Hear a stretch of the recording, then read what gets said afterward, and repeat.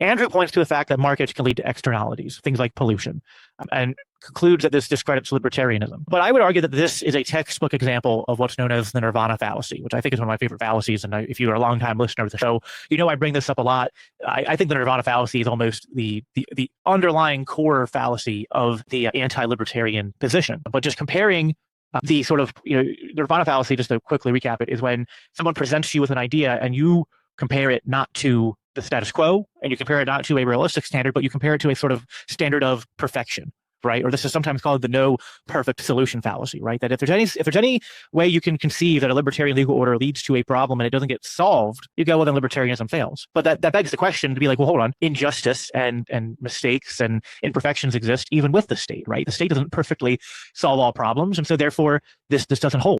In this specific case of the Nirvana Fallacy, we're comparing market solutions and real-world markets with an imagined ideal and rejecting them because they don't perfectly prevent all externalities. What he's ignoring is that, again, the state doesn't solve this problem. And in fact, just empirically, we see that the state is sometimes the worst offender when it comes to creating externalities, being the cause of environmental damage, whether it's directly or through lobbyists creating regulations that benefit them because of the sort of the drawbacks of a democratic system with lobbying and things like that. And just that regulations can fall short, right? And people will hide things. And so there's no perfect solution here.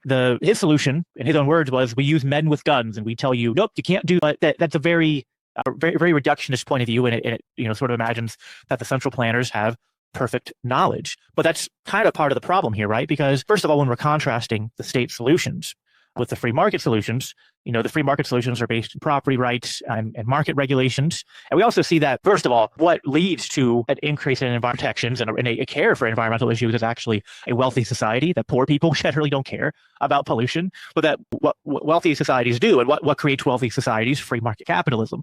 And you should, with great trepidation, introduce, regulations that restrict that, human flourishing generating mechanism. But even if the state wanted to solve these issues, it can't, as I alluded to before, because of the problem of central planning, the problem of economic calculation.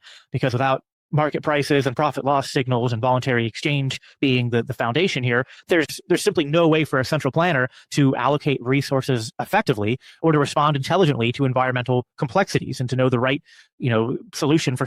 And I argue that libertarianism doesn't offer utopian outcomes, but it offers a framework rooted in personal responsibility, decentralized knowledge, and social cooperation. That the market-based approaches, rooted in things like property rights and tort law and just basic market innovation, are far better equipped to handle externalities and coercive bureaucracies with no real skin in it.